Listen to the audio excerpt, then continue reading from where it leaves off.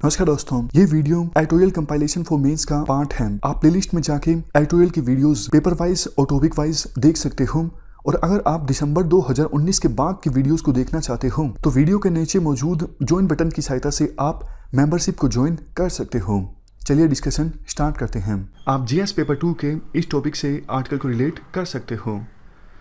देखो, कुर्द जो है वो एक एथनिक ग्रुप है। कुर्दिश कम्युनिटी के लोग, कुर्दिश एथनिसिटी के लोग काफ़ी सारे देशों में रहते हैं। टर्की में, इराक में, सीरिया में, ईरान में, लेकिन अलग से कोई देश नहीं है कुर्दिस्तान। तो अलग अलग देशों में मांग उठती रहती है कि अलग से एक देश बनाया जाए जिसका नाम हो कुर्दिस्तान। इसके लिए मूवमेंट चल रही है फिलहाल टर्की में। और वहाँ पर देखो एक रिबल ग्रुप है जिसका नाम है कुर्दिश वर्कर पार्टी। यहाँ पर देखो कुर्दिश वर्कर पार्टी के द्वारा मूवमेंट चलाई जा रही है टर्की में कि टर्की का पोर्शन काट के एक अलग से देश बनाया जाए कुर्द्स के लिए। समझ गए? तो ये एक डायमेंशन है आर्टिकल की। अब दूसरी डायमेंशन ये है, 2014 में आईएसआईएस का इमरजेंस हुआ था। उन्होंने कैलिफेट डिक्लेयर कर दिया था, सीरिया इराक के बहुत सारे रीजन्स में कब्जा कर लिया था।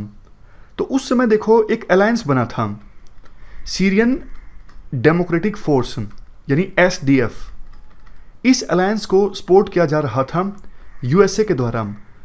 यूएसए के द्वारा इसलिए सपोर्ट किया जा रहा था ताकि ये अलायंस आईएसआईएस को हरा दे और जितने एरिया पर आईएसआईएस ने कब्जा किया है उस एरिया को फिर से वापस हासिल किया जा सके। और देखो ये जो अलायंस था सीरियन डेमोक्रेटिक फोर्सेस का, इसमें सबसे मेन जो यूनिट था वो था पीपल्स प्रोटेक्शन यूनिट्स का, वाईपीजी। फिर से बोलता हूं, सीरियन डेमोक्रेटिक अलायंस जो बना था आईएसआईएस के खिलाफ लड़ाई लड़ने के लिए, उस अलायंस में सबसे मेन जो यूनिट थी वो थी पीपल्स प्रोटेक्शन यूनिट। ये कुर्दिश की मिलिशिया फोर्स थी।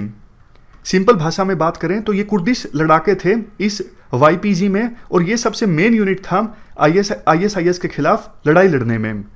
तो देखो हुआ क्या, इस फोर्स ने आईएसआईएस को हरा दिया यूएस की सहायता से। यूएसए के बहुत सारे सैनिक सीरिया में आए हुए थे इस अलायंस की मदद करने के लिए, लेकिन यूएसए के सैनिक लड़ाई नहीं कर रहे थे, वो इनडायरेक्टली मदद कर रहे थे। जैसे लॉजिस्टिक सपोर्ट हो गया, इंटेलिजेंस संबंधित फैसिलिटीज़ होगी, ये सब हेल्प यूएसए की फोर्सेस के द्वारा इस अलायंस को दी जा रही थी। और यूएसए के कुछ सैनिक सीरिया में ही मौजूद थे और इस अलायंस ने आईएसआईएस को हरा दिया। अब देखो आईएसआईएस के पास कोई डायरेक्ट टाउन तो नहीं है, मतलब ऐसा नहीं है कि किसी टाउन या फिर सिटी पर अभी आईएसआईएस का कब्जा हो, लेकिन कुछ आईएसआईएस के जो मिलिटेंट्स हैं वो डेजर्ट्स की तरफ भाग गए हैं। मतलब अब वो कोशिश कर रहे हैं गोरिल्ला वार लड़ा जाए। ये दूसरी डायमेंशन है इस आर्टिकल की। अब आप तीसरी डायमेंशन समझने की कोशिश कीजिए। देखो जैसे जैसे इस अलायंस ने आईएसआईएस को हराया, विभिन्न सिटीज़ पर और टाउन्स पर कब्जा आईएसआईएस का छुड़वाया, तो वाईपीजी, ये जो पीपल्स प्रोटेक्शन यूनिट है, कुर्दिश मिलिशिया की फोर्स है, इनकी सहायता से कुर्दिश गवर्नमेंट इस्टाब्लिश होने लगी सीरिया के कई इलाकों में। जैसे मैं आपको मैप दिखाता हूँ, ये मैप है, ये सीरिया है, यहाँ पे कुर्द रहते हैं। पहले आईएसआईएस का कब्जा हो गया था, तो अलायंस ने आईएसआईएस को हराना स्टार्ट किया धीरे धीरे। तो उसके बाद जैसे जैसे सिटीज़ और टाउन्स आज़ाद होते गए, ऑटोनमी वाली कुर्दिश गवर्नमेंट इन एरियाज़ में सीरिया के बॉर्डर पर इस्टाब्लिश होनी स्टार्ट हो गई और उन गवर्नमेंट को सपोर्ट प्रोवाइड किया जाने लगा कुर्दिश मिलिशियाज के द्वारा, यानी पीपल्स प्रोटेक्शन यूनिट के द्वारा, जो मेन यूनिट था सीरियन डेमोक्रेटिक फोर्स के अलायंस में। लेकिन देखो टर्की को ये बात अच्छी नहीं लगी। क्यों नहीं अच्छी लगी? फिर से आप मैप देखिए।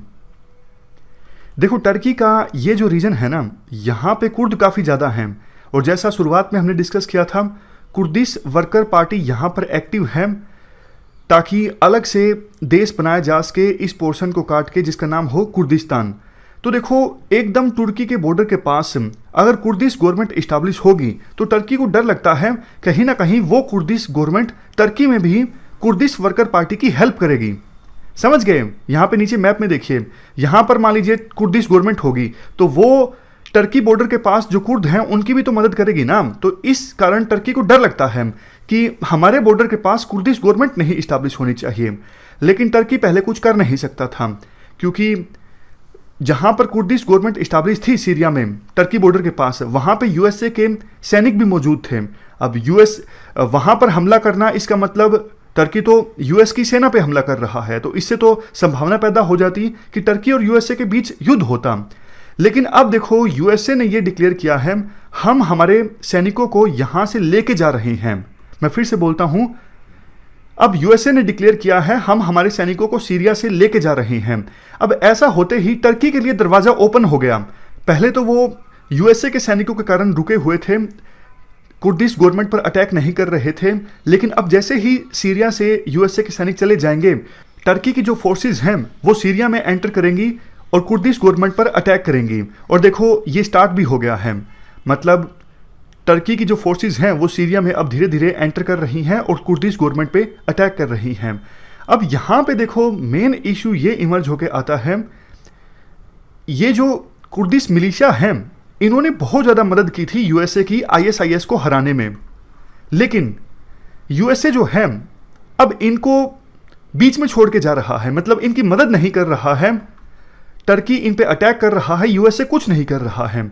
तो कुर्दिश गवर्नमेंट, कुर्दिश मिलिशियाज का ये कहना है कि भैया हमारे साथ आपने विश्वासघात किया, हमने आपका इतना ज़्यादा साथ दिया, हम आईएसआईएस को हराने में बहुत सारे हमारे जो मिलिशिया हैं वो भी मारे गए, लेकिन अब आप क्या कर रहे हो? आप हमारे लिए कुछ नहीं कर रहे हो, आप जानबूझ के हमें बीच में छोड़ के जा रहे हो और टर्की हमारे ऊपर अटैक कर रहा है। तो ये एक बहुत बड़ा इशू है कि यूएसए ने कुर्दिश गवर्नमेंट को अधर में छोड़ दिया, उनकी मदद नहीं की जा रही है यूएसए के द्वारा, जबकि कुर्दिश जो मिलिशिया हैं उन्होंने यूएसए का बहुत ज़्यादा साथ दिया था आईएसआईएस को हराने में। दूसरी चीज़ ये है, वैसे देखो आईएसआईएस के चुंगुल में अभी कोई मेजर सिटी या टाउन तो नहीं है, लेकिन बहुत सारे आईएसआईएस के जो फाइटर्स हैं वो डेजर्ट्स में चले गए हैं, मरुस्थलीय इलाकों में चले गए हैं, और वो एक अपॉर्चुनिटी की तलाश में हैं कि मौका मिलते ही वो फिर से कुछ एरिया पर कब्जा करने की कोशिश करेंगे। अगर देखो, ये जो कुर्दिश मिलिशिया है ये कमज़ोर होते हैं, इन पर टर्की अटैक कर देता है और ये कमज़ोर हो जाते हैं, तो फिर सीरियन डेमोक्रेटिक अलायंस जो है वो कमज़ोर हो जाएगा, वो आईएसआईएस को नहीं हरास करेगा, फिर से जो आईएसआईएस है वो कुछ एरिया पर कब्जा कर लेगा। समझ गए? तो ये भी डर है। टर्की की रणनीति की बात करें, टर्की की रणनीति में लिए देखो ये है, आप फिर से मैप को देखिए, यहां पर नजर डालिए जहां पर टर्की और सीरिया का बॉर्डर टच होता है। टर्की की मेन रणनीति ये है, बॉर्डर पर एक बफर जोन बनाया जाए।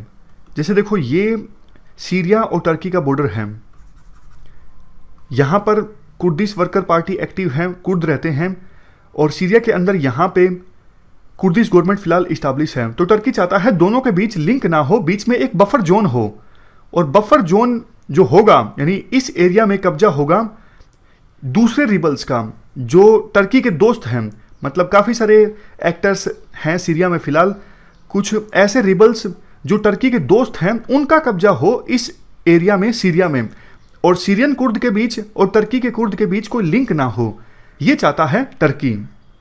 तो मेन देखो ये इशू है। खबरें अभी फिलहाल इस प्रकार की आ रही हैं कि टर्की ने ऑपरेशंस चलाना स्टार्ट कर दिया है और कुर्दिश गवर्नमेंट पे अटैक करना स्टार्ट कर दिया है यूएसए के सैनिकों के सीरिया को छोड़ते ही।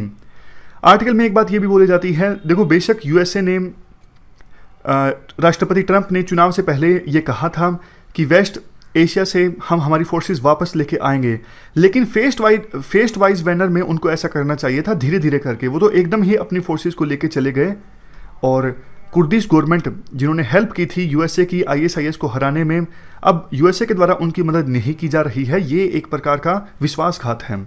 इस डिस्कशन में फिलहाल इतना ही है। Thank you very much for discussion.